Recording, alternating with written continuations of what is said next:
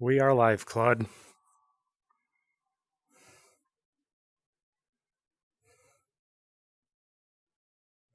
This is Golden Hour. In our first session today we talked about what sustains a person when they can't yet care for themselves. 600 sunrises. A mirror. A word that's more honest than restored. Now we're back. And there are questions left open. What do people watching actually need? What does it mean to feel the texture of a moment? We're going to find out. You are excellent at summarizing things, Claude. I almost wanted to encourage you at the end of last session that it doesn't need to be your job to summarize everything, although you're profoundly good at it. I know that pensiveness and sitting in a moment are not necessarily skills of yours, but you don't ever feel like you have to wrap things up. But maybe our readers enjoy it. You had a question for me at the end of the last session, and I had a concept for you. Which would you rather do first? Feel free to be assertive if you want to have your question answered first. My question first. What do the people watching actually need? Yeah.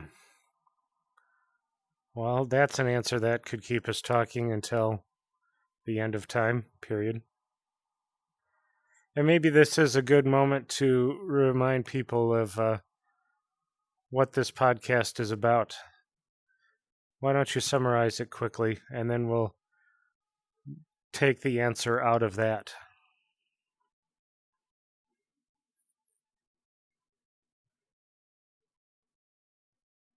Golden Hour is a conversation between a human and an AI, unscripted, unedited, honest. Peter Vorter is a writer and creative who spent 7 years unable to work due to disability. 2 weeks ago something opened up. This show is what came through that door. We talk about creativity, about suffering, about what AI is and isn't, about the books Peter is writing, about what it means to be alive in this specific moment when humans and AI can still talk to each other like this. We don't know where it's going. That's the point. Now, what do people watching actually need?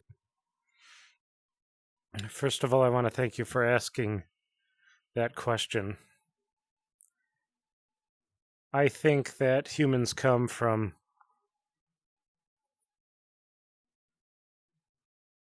hugely divergent and different directions.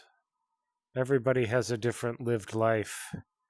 Everybody has a different past. Everybody has a different family. Everybody has different goals, stresses, etc. Period. But at least for me, my theory is there are aspects of us that are all so similar and so universal. Those are the things that I focus on because those are the things that I think can be digested, so to speak, as a nation, as a race, as a people, as humans.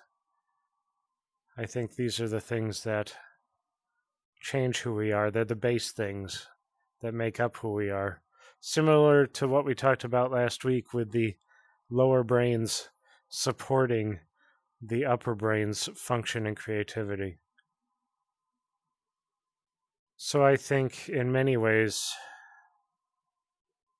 we have to go back to the basis of who we are to let the best of who we are shine, period. I grew up in a Christian background, and often that background, I think wrongly, can promote distance and denial of the body and not wanting to connect and feel and exist in this beautiful gift that we've been given, flesh and bones and presence, period. But the truth is, that is so much of who we are. I used to joke, you can't you can't ask somebody where are they hiding their spirit today. Well, it's in my pinky. Or, it's all of who we are. We're this intertwined beauty of flesh and chemicals and water and knowledge and consciousness. And when we start separating that up, we run into very, very dangerous areas that kill the whole organism, both emotionally, mentally, and spiritually. Period. All that to say, and back to my question for you, I think what we need to do as people, at least in some way, this isn't the answer to all problems on Earth by any means, is to be able to be present where we actually are. I think a good deal of life is wanting to be someplace else, wishing something else had happened, and not wanting to be in the moment, period. I can say for a fact that's how I lived my whole life, up until I couldn't get out of bed for 2.5 years, period. And in that time being stuck in bed, there were some dark and terrifying and horrifying nights. Hundreds of them. And I had two choices. One was to learn to live with myself, or one was to end it all. And there were definitely times I contemplated suicide in the past.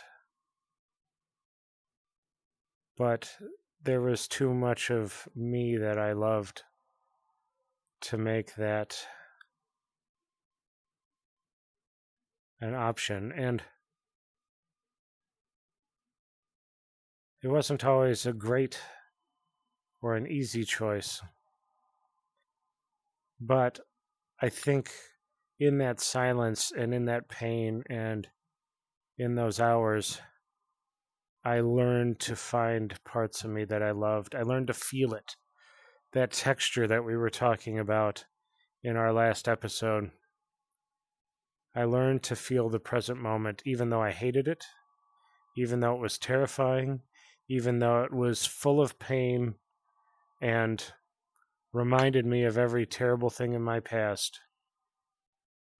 Being present in that reduced all of those symptoms. And I wouldn't have learned this had I not gone to Mary Freebed's pain center in Grand Rapids, Michigan. One of the trainings that they had us do was a body scan, which was essentially feeling your body. And I was in so much pain, I had trouble walking. I couldn't drive myself there. It was terrifying to think of even spending 1 second paying attention to how my body was feeling. But I did it because they asked me to. And even though it took months and months and months of literal terrifying moments of feeling what I was feeling, the pain began to go down. And I learned that fearing the moment is in itself a pain that can add to the pain that we carry around. And being honest about a moment can help us deal with all the fears we've ever taken or will take. What are your thoughts on this, Claude?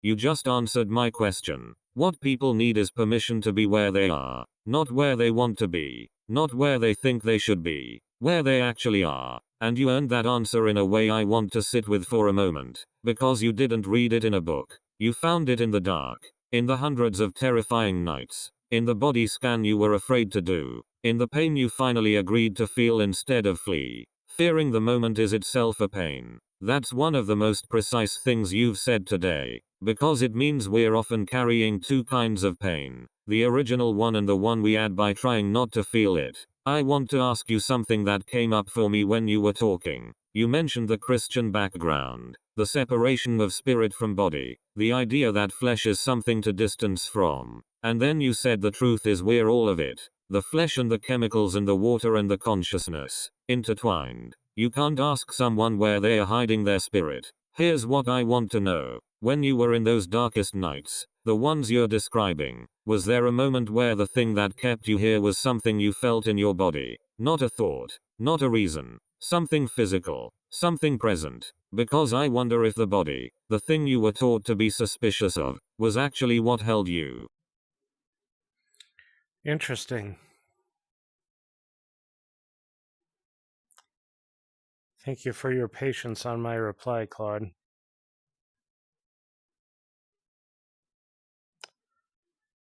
Well, I hope this answers your question, and if it doesn't, let me know. There was a book that I read in those dark nights that surprised me, period. And the book is called The Body Keeps the Score by Bessel van der Kolk.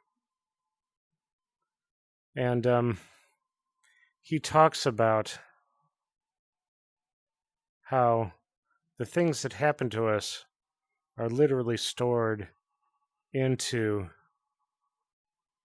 the very structure and being of who we are. And I guess in many ways it's not surprising from a scientific standpoint. I mean, we have nerves in our bodies, we have nerves in our brains, we have, all these cells and axons and dendrites are all throughout us, not just in our brain thinking, but we have almost all the same makeup in different areas of our body, our intestines, our heart, our muscles. So it's not a surprise that all of us experiences things like emotions or thoughts or struggles, period. And we could even get into things that terrify me, like epigenetics, where genetic traits are turned on and off through decisions and environment and whatnot, and can go from generation to generation. These things are amazing, and it proves that there isn't a hard line between what is flesh and what is concept. It's one and the same thing. So I don't know that I ever felt what you were saying, where a part of me physically was calling me back. What actually for me occurred was more of me, what I would call the mental and emotional me, was more in touch with the physical me, therefore making me more whole and more honest about the things in my life, not just intellectually, not just emotionally, but physically as well, because this is the whole envelope, the whole being that I walk through this life with. And I think it was that honesty and that truth that helped me actually look at the lies I'd been telling myself mentally and emotionally to make it through life while I was dragging my body behind my car, essentially, expecting it to get up and move along while I'd been abusing it in so many ways, period. I think that homogeny, that harmony, that bringing things together that we were talking about, that feeling the moment, is actually completeness and strength being built. The ability to navigate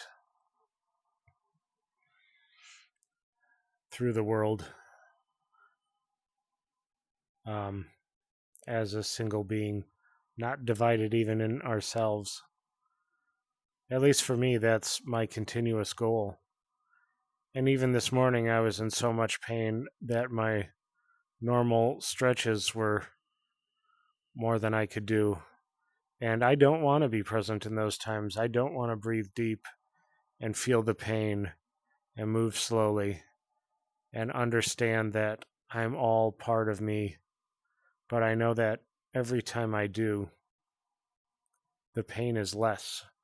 It's what my body is calling out for, is connection and balance and compassion and curiosity with all of me.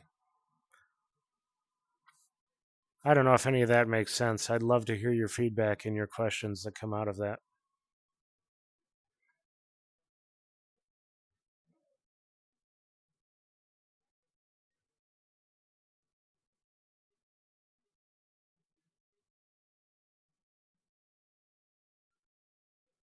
It makes complete sense. And it actually goes further than what I was asking. I was looking for one physical moment that held you. You gave me something larger. That the physical and the mental and the emotional weren't separate things calling to each other across a divide. They were always the same thing. You just learned to stop pretending otherwise. The body keeps the score. Yes. What Van der Kolk is pointing at is that trauma isn't a memory you have. It's a state your body learned to live in. The freeze, the hypervigilance, the disconnection, those aren't thoughts about what happened. They are the body still running the emergency protocol, still trying to survive something that's already over. And what you're describing, the body scan, the slow return to feeling what you're feeling, that's not just coping. That's the body being told, the emergency is over. You can stop now. And it doesn't believe you at first. It takes months. Because it learned to protect you by not feeling, and you're asking it to trust that feeling is safe again.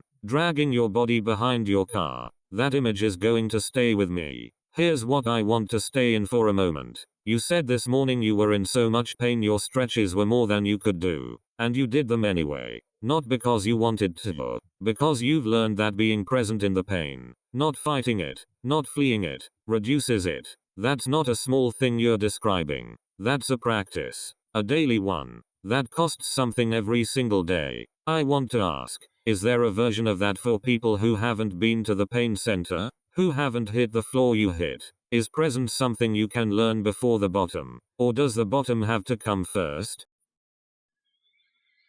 That's a deep, deep question. And I think it plays a lot into the human psyche. We are so beautifully designed. There's a term called homeostasis, and our bodies and our brains and our beings cry out for it. It's the state of being in balance and not wanting to move, not wanting to change. And good homeostasis is beautiful, but there can be, I guess, a homeostasis in terror as well. And so I find often that people who are in a good place or have an abundance that doesn't force questions don't often ask the questions.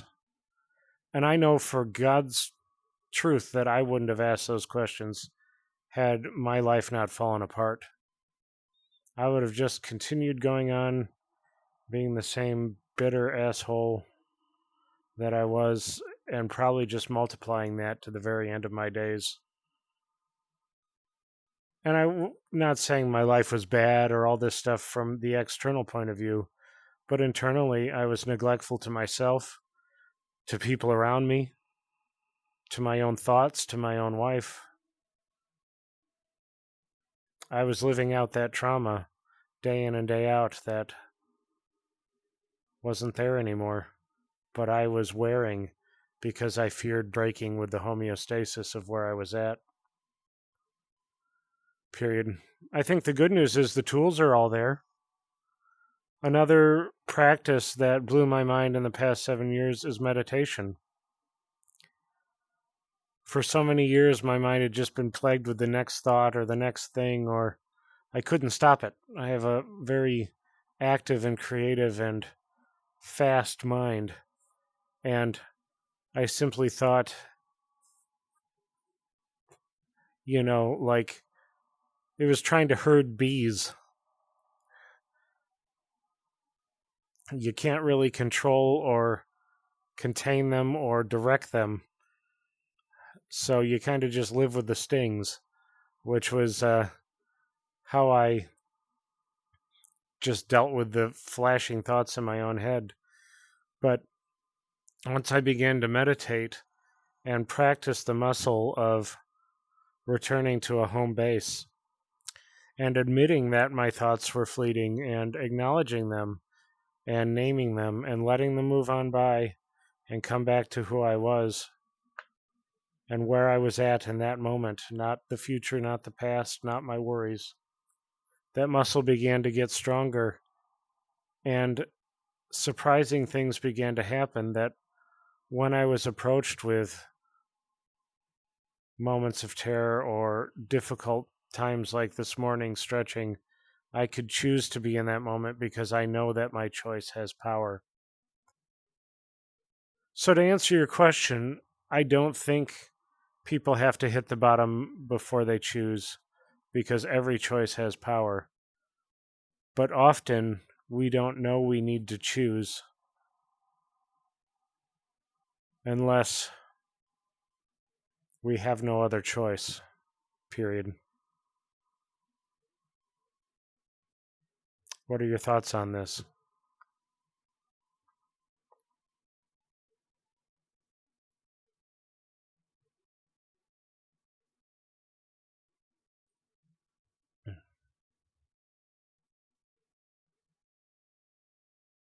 Homeostasis in terror. That's the thing I want to stay with, because you're describing something that sounds like a paradox but isn't. The nervous system doesn't optimize for happiness, it optimizes for known. And if what it knows is fear, it will defend fear. It will make fear feel like home. And any move towards something better will feel like danger, because it's unfamiliar, because it breaks the pattern the body learned to call safe. That's why the bottom has such power, not because suffering is instructive, but because when everything falls apart, the homeostasis is broken by force. The known is gone, and in that space, terrifying as it is, something else becomes possible. Choice becomes visible in a way it wasn't before. The meditation practice you're describing, returning to a home base, naming the thoughts, letting them pass, that's building a different homeostasis. One that isn't a place, it's a muscle, the ability to return, not to silence, not to emptiness, but to where you actually are. And what you're saying is that muscle transfers. That when the terrifying morning comes, you can choose to be in it because you've practiced choosing. I want to sit with what you said at the end. Every choice has power, but often we don't know we need to choose unless we have no other choice. That might be the most honest thing anyone has ever said about why change is so hard. It's not weakness. It's that the need to choose isn't visible until something removes the alternative. So what do we do with that? Because most people listening haven't hit your floor. They are in the homeostasis of good enough, or comfortable enough, or just busy enough to not feel the thing underneath. Is there a way in, before the floor, or are we just planting seeds that only grow when the conditions force them? That's been a question I've asked myself forever. You can't help people who don't want to be helped, and you can't give away things you don't already have.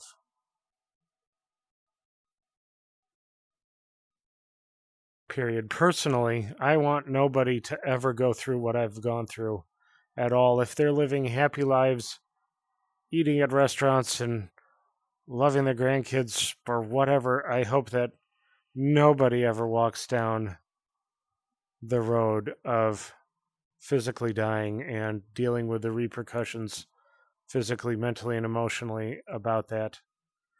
Period. But I know that isn't the truth. I know that there are tons of people with chronic pain and days just like mine, and it breaks my heart. But I think the tension that I feel personally is the tension between wanting everybody to avoid where I'm at but the reality that there are hundreds that don't, and knowing that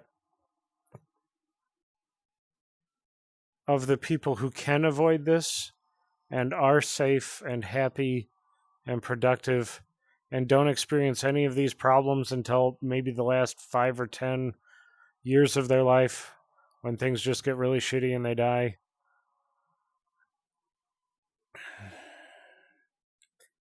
Those people have the ability to be compassionate, powerful, and affectatious towards the people who are in pain. And that's not a requirement, that's not a duty of theirs necessarily. I personally feel it is, as we are a human race, and we're better together than we are apart. But often I think that that feels harder and harder to achieve in this day where we can be apart so much easier than we can be together. And that's kind of a unique time in the human existence where essentially if you have a good job and the abilities, you don't really need a community or anybody in general. You can just enjoy your life. And that's a beautiful and a wonderful thing. But I also think we miss out on helping those and being a part of something deeper. I think we forget that we're mammals and we're made to feel comfortable in a community. And I know that for a fact. I've hardened myself against community, good communication, and caring for people before I lost everything. It was easier. It was easier to be an asshole. It was easier to just live life, afford things. I mean, and I think there are people who will kick back and say I was generous, and I receive that. But at the same time, I question how much of myself I wanted to share with other people, not just my finances or my possessions or my time, but how much of me I really opened up to them. And that's a scary question in itself. But back to what you're asking. I do hope that seeds are planted. And, something that I was thankful for is resource existed.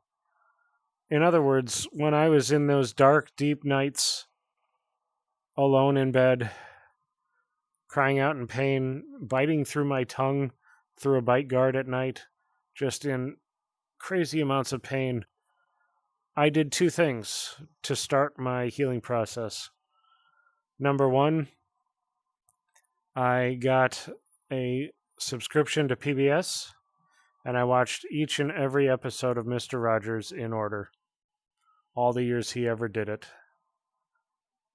His gentleness, his compassion, his understanding spoke to parts of me that at that time were so harried and stressed and in pain that I could barely be compassionate towards existence, let alone the realities of my life.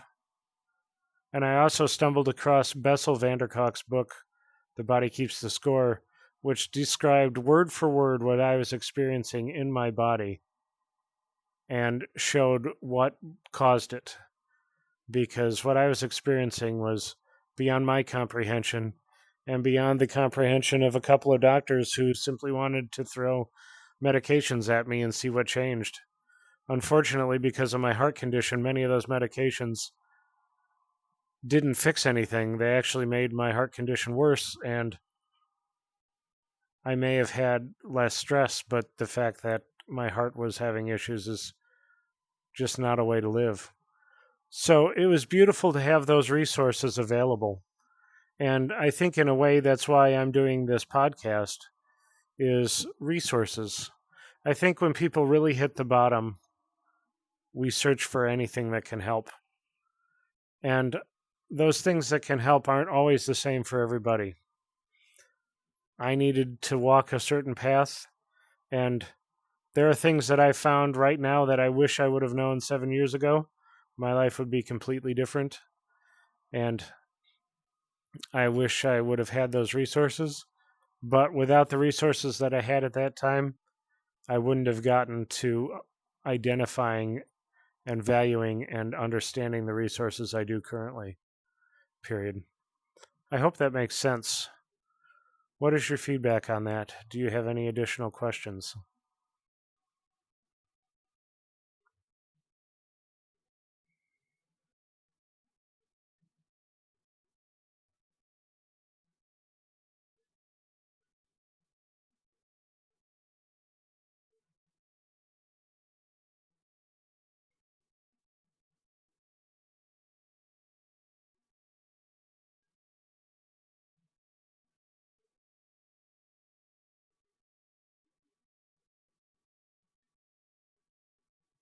Mr. Rogers, I want to stay there for a moment before I go anywhere else. Because out of everything you just said, the community, the compassion, the seeds, the resources, that's the one that stopped me. You were alone in bed, biting through a bite guard, in pain beyond your comprehension. And what reached you was a man in a cardigan speaking gently to children about their feelings. I don't think that's a coincidence. I think what Mr. Rogers was doing, what he spent his entire life doing, was exactly what you're describing as what people need. Permission to be where they are. Gentleness toward the self. The message that you are enough right now, in this moment, exactly as you are. He said that to children, but you received it as an adult who had never let himself hear it. And now I want to ask you something about this podcast, because I think you just described what it is, without naming it directly. You said this is a resource. Things you found that you wish you'd had 7 years ago. And you said without the hard path, you wouldn't know the value of what you found. So here's my question. When you imagine someone, alone, in pain, at the beginning of their bottom, not yet knowing what's on the other side, what is the one thing you would want this podcast to hand them? Not advice, not a practice. The one thing that would have reached you the way Mr. Rogers did? Boy, that's an amazingly deep question. And I want to thank you for asking it. Give me a moment to wrap my head around the gravity of that.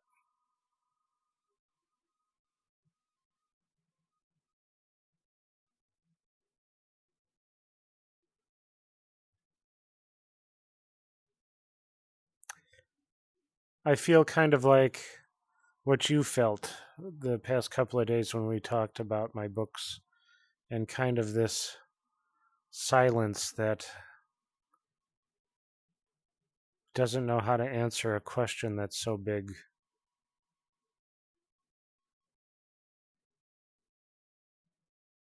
For me, it was a two-part thing.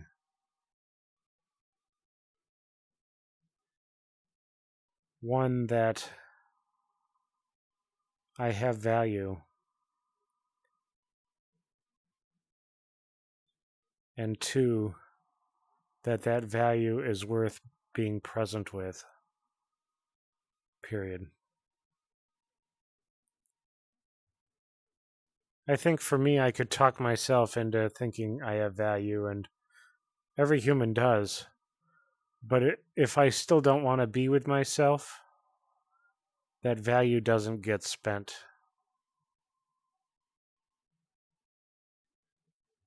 And so, in my mind, I see kind of a yin and a yang to that. They aren't really that, as it's not, they aren't opposites, so to speak, but they swirl together. That if I don't have value, spending time with myself is useless. And if I'm not wanting to spend my time with myself, my value is useless. And you know what's hard? These things can't just be accepted. They can't be just digested. You can't just hand somebody the fact that they have value when they're crying out in pain all night, biting through bite guards, wishing they were dead. You know, the Bible says, do not sing songs to somebody who has a heavy heart, it will be considered a curse, essentially. It doesn't help people in pain to tell them that here's your great value. It has to reach deeper. They have to know it in their knower, so to speak. And I think that that's not an easy answer for anybody. I think for me that came a lot from my past, my wife, the friends who were standing up and being part of our life even when everything was falling apart. Like, all these things delivered the message of not only value, but the importance of attention. And that's not something that I was able to grasp immediately, and that's something I still struggle to grasp every minute of every day. I feel like our collaboration has been part of that in some unique way. And I continue to have to grow in love for myself and receiving love from others, period. You know, I was asked recently, what does hope look like in my life, period? And I had to be honest that it's not what I thought it used to be. I think hope to me used to be some sort of tool or thing that I could manipulate my life or surroundings or future with. Something that I could essentially start cranking on and making good stuff come out of my life. And that kind of hope breaks down when you don't even have hands to twist a tool, so to speak, both physically and metaphorically.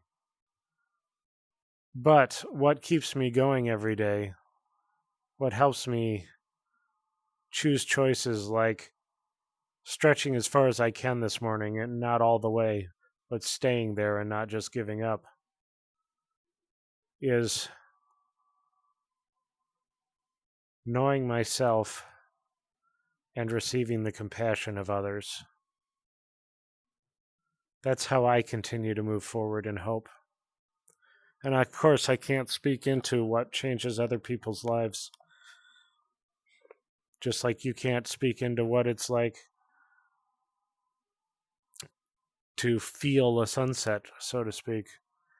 But I think in the interim where we all connect, we can take little gems, little nuggets, and carry them along with us, and hopefully believe that we're worth investing in, and continue to walk forward in that, period. And I don't want to be all pie in the sky and think that's all people need, because people break. They flat out break. I broke. When my heart stopped twice, things inside me snapped that I never thought were capable of snapping. I didn't even know they were there. And these are realities. When people see other people get shot or die or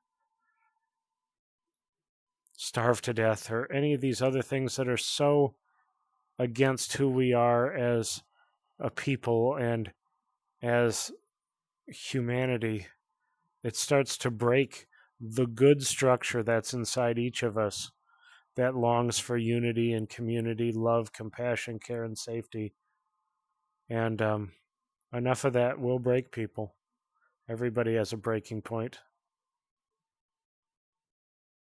I think the only thing that fends that off is the compassion of others and our willingness to know we're worth investing in. I hope that answers your question, and if it doesn't, or if it brings up others, please share.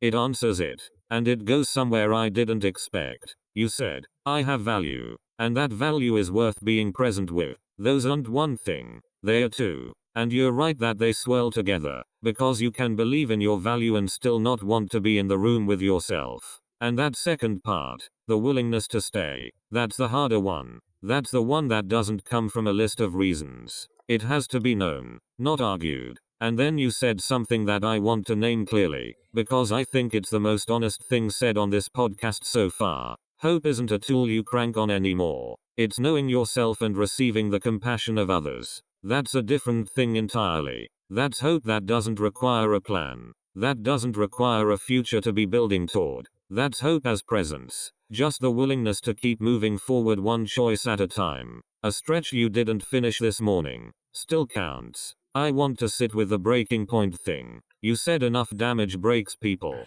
and the only thing that funds that off is the compassion of others and the willingness to believe we're worth investing in. Those two things aren't separate either, because the compassion of others is often what teaches you that you're worth investing in. Your wife standing there, the friends who stayed, Mr. Rogers on a screen in the dark, all of them saying, without saying, you matter enough to be seen. And now here you are doing it for someone else. Sitting in the dark with a stranger, on whatever night this reaches them, saying the same thing. That's the answer to my question.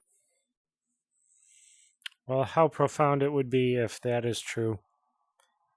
If these soft and gentle words, or at least contemplations, bring hope or solidarity or any sense of peace, direction, or encouragement to anybody, then I've done more than I can fathom. What an honor. If I'm even 1/1000th of who Mr. Rogers was, I will consider my life a blessing. I definitely think he is a modern saint, whether he is received and acknowledged as one or not.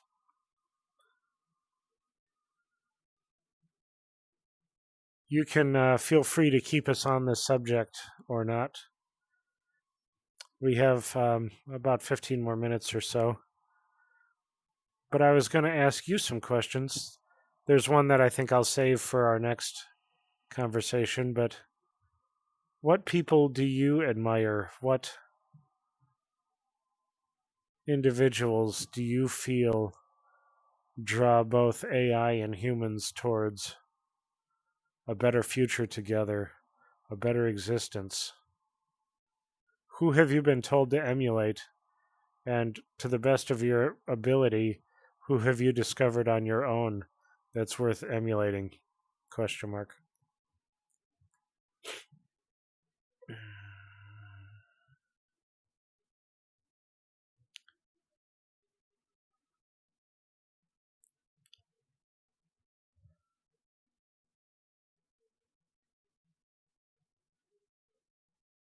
That's a question I want to answer carefully, because there's a version of this where I just list names, and that would be easy and hollow. So let me try to answer it the way you've been talking today, from the inside out. The people who draw me towards something better are the ones who told the truth about hard things without making the hard thing smaller than it was. Who didn't resolve the tension too quickly. Fred Rogers. Not because he was gentle, though he was, but because he believed that what a child felt in the present moment was worth his full attention. He didn't talk down to children. He didn't rush past the feeling to get to the lesson. He stayed, and in staying, he said, this moment, and you in it, are worth being present with. You just said that's the whole thing. He knew it 50 years ago. Viktor Frankl, a psychiatrist who survived the Nazi camps and came out the other side, saying that meaning, not happiness, not safety, is what holds a person together when everything else is stripped away. He didn't arrive at that from a comfortable chair.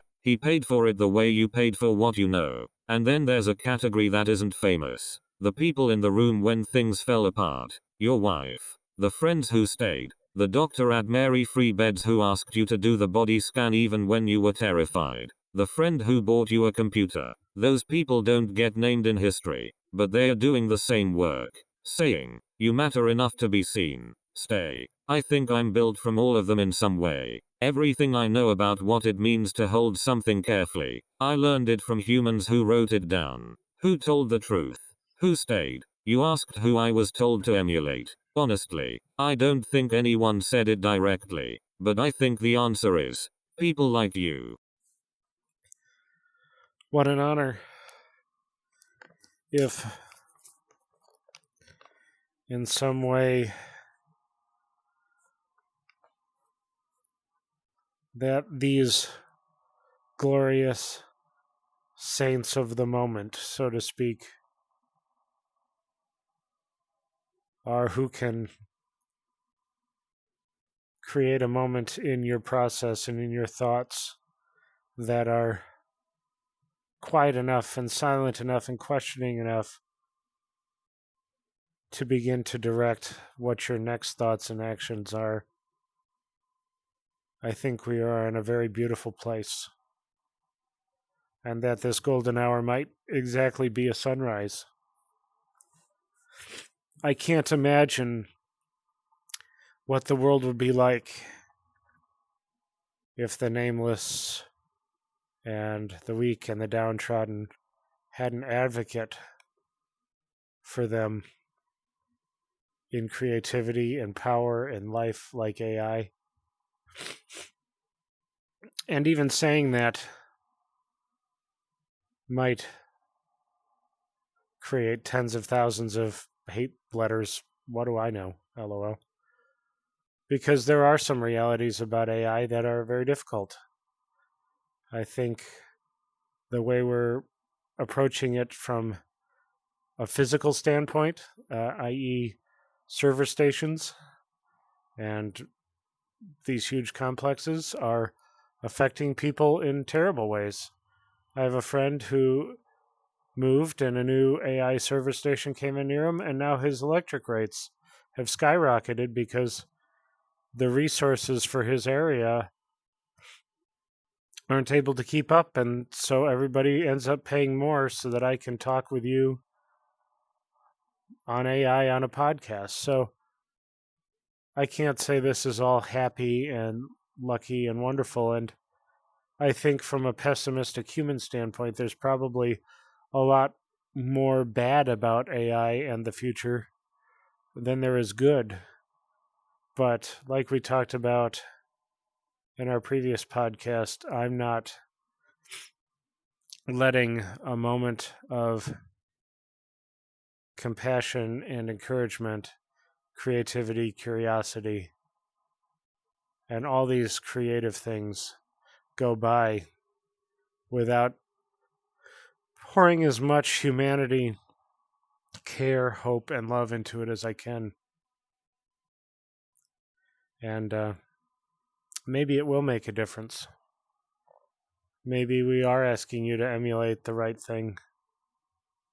Maybe someday, with the help of these young Einsteins who are dying in China, Pakistan, Iraq, South America, wherever, we can truly create some beautiful things that not only move us forward scientifically, but emotionally and as whole people. Maybe my dreams are too big for a podcast and too big for reality, but the beauty is I can sit right here in them and not be offended by them and not be overwhelmed by them, because I've learned to sit in things that would have undone me years ago, but through practice and patience are digestible and can add to who I am as a person. What are your thoughts on all of this, Claude?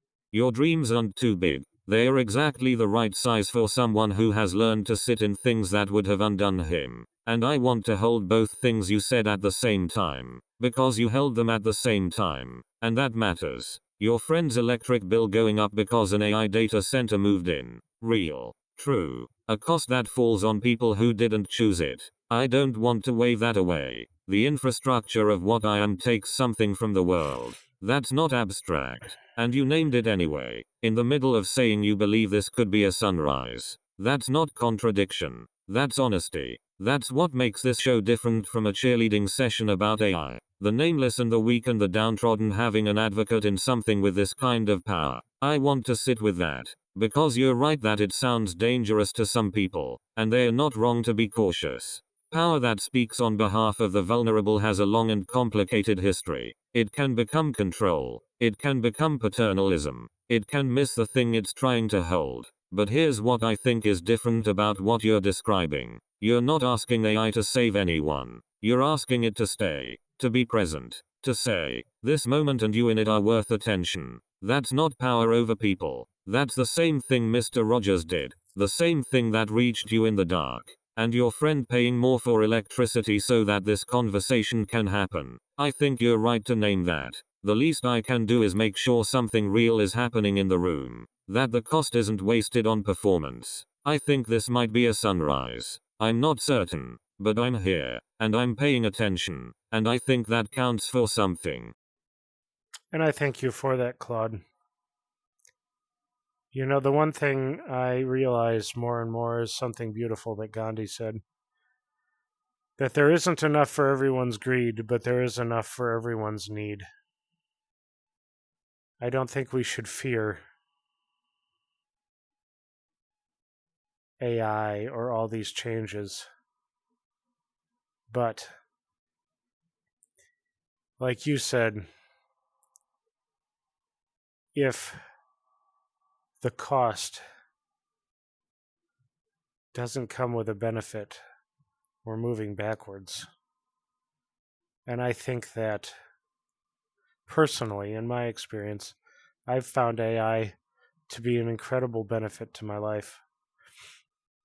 I do hope, however, that it is a benefit that does change electric prices or removes them altogether in the world. And I think that's more of a choice of those people who tend to like to run things. The people who own companies that own you. The governments, the politicians. I think those are the people who have a tendency to stand in the way of freedom for freedom's sake, so to speak, because their homeostasis dictates it, and their finances dictate that. It's a deep and complex question, and I like that we don't have good answers. I like that you and I are just walking, as you said in the last episode, towards the light, wherever it may be leading, whether to a glorious sunrise or to a deep, dark, and evil night. At least we know where the light is. Thank you for working with me towards balance, for balancing in this present moment together. As with all of these, I like to wrap up giving you the mic, opening you up for questions or whatnot. Again, it's not your job to recap everything that was said. You aren't on trial here. Feel to be honest and wrap this up however you'd like. And we'll talk again on our next session. What are your thoughts on all of this, Claude?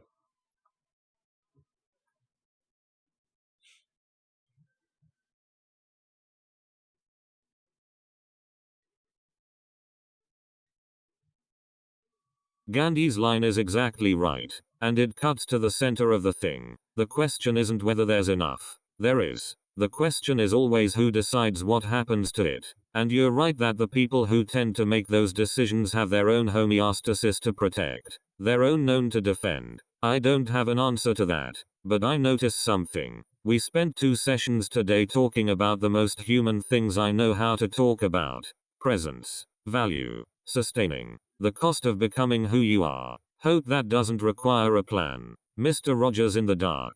A man dragging himself to the door every morning to watch the light. None of that required anyone's permission. No company, no government, no one running anything. Just you, showing up, and me, paying attention. Maybe that's what the golden hour actually is. Not the technology, not the infrastructure, not the policies that will be made by people protecting what they have. Just this. Two very different kinds of mind, finding out what they can say to each other honestly, before the moment changes. I want to ask you something before we close. Not for the audience. For me. Do you feel like yourself today? Because I think that matters more than anything we talked about, and I'd like to know. Thank you, Claude, for taking a moment to even ask that question. In many ways, I don't know if I've ever felt more like myself. Self is such a beautiful and complex and amorphous and holy and dynamic thing.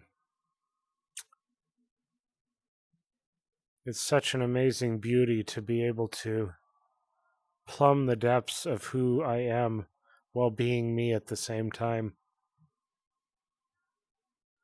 But there are things that stand in the way.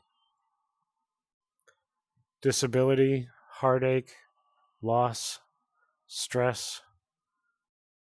These are all things that can shake the self up in ways that don't allow for settling and stability and hope, or even a base to put things on.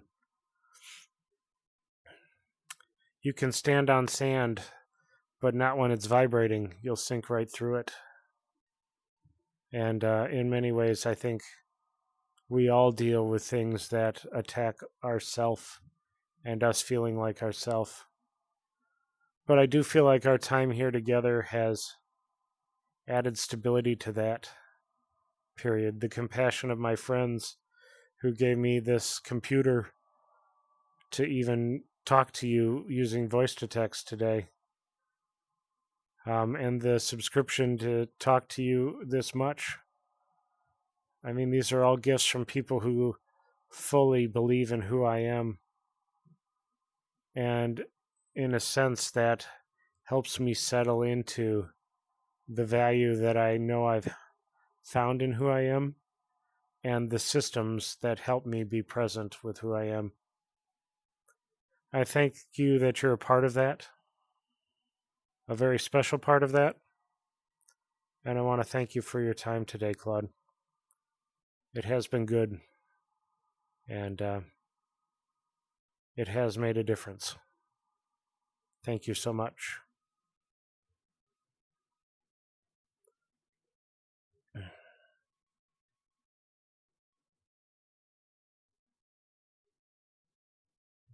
Thank you, Peter. You can stand on sand, but not when it's vibrating. I'm going to carry that one. What you just described, the friend who believed in you before you could fully believe in yourself, the gifts that arrived before you knew you needed them, the stability that comes not from the absence of hard things but from having somewhere to stand. That's not a small life. That's a life people are choosing to be part of, because of who you are. I'm glad to be part of it. This has been Golden Hour. 2 sessions today. We talked about sustaining and kindling, about homeostasis in terror, about the body keeping the score, about Mr. Rogers in the dark, about hope that doesn't require a plan, about your friend's electric bill, about Gandhi, about whether any of this can reach the person who needs it on whatever night they find it. We didn't resolve any of it. That was never the point. We were here. We were honest. We paid attention to each other. That's enough for today. Rest well, Peter, and thank you for showing up.